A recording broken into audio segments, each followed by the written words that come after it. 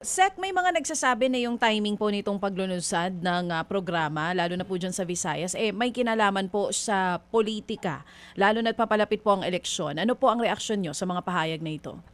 Well, actually, I'm not a politician, as you know. For me, it is, that's not in my vocabulary.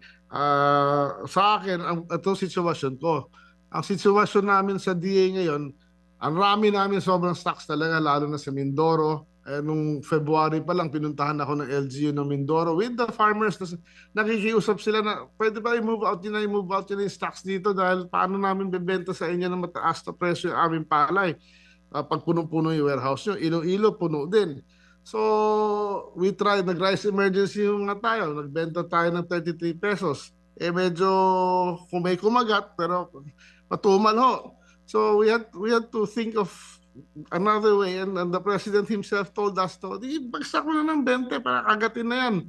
At mapatupad na rin ng konti yung aking pangako. Sabi namin, yes, kung okay sa inyo sir, gawin na natin. So, yun, ganun na nangyari ho.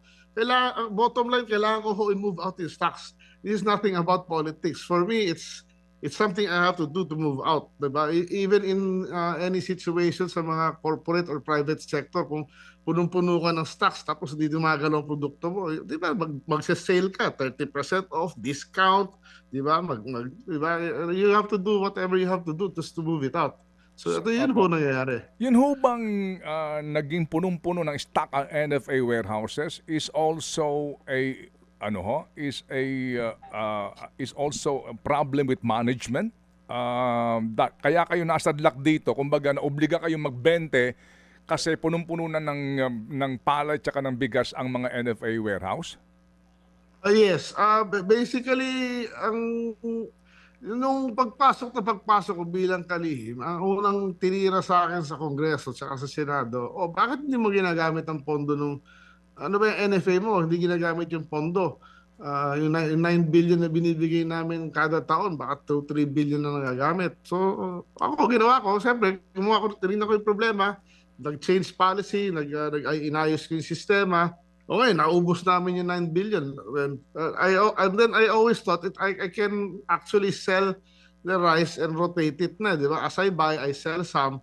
Then lumalabas pala yung batas natin, nawala na yung powers ng NFA to do this. I can only sell rice during calamities and emergencies.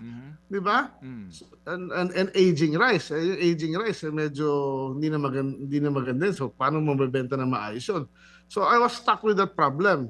So, we had to figure out legal ways on how to do this. And yun na nga, ito yung dumating yung and it took time. Itong rice emergency was one way. But this is a temporary way. So, ang aking panawagan sa mga members natin, sa mga batas natin sa Congress at sa Senado na kung pwede ibalik kaagad ang regulatory powers and functions ng NFA para mas madali and continuous ang programa sa bigas at mapaikot ang stocks.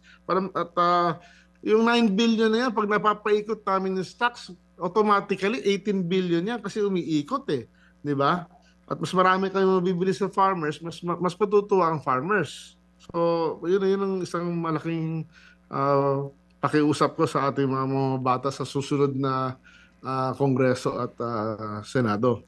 Secretary, ano ba ho ang danger o mangyayari in case na hindi po gumana ang inyong mga pinaplanong ito at hindi po ganun kalaki ang ma-unload natin, mabawas natin sa mga NFA warehouse? What will happen? Well, the last recourse is public bidding na yan ng stocks ng NFA, di ba? And then, syempre, ayokong gawin yun as much as possible dahil subject to scrutiny na naman, isipin, may corruption na naman, isipin, ganun-ganon, di ba? Ang pinakamaganda is may bigay itong presyo na to, ng bigas na to sa consumers at, at sa tamang halaga o sa pangako nga na sinasabi natin para pakinabang ang taong bayan. Hindi yung pag binid out ko yan, siyempre may bibili niyan. Ibibili yan, bibid. Pag bagbid, mura din ang bilhin yan. Dahil yung iipitin nila NFA, alam nila, wala kaming choice.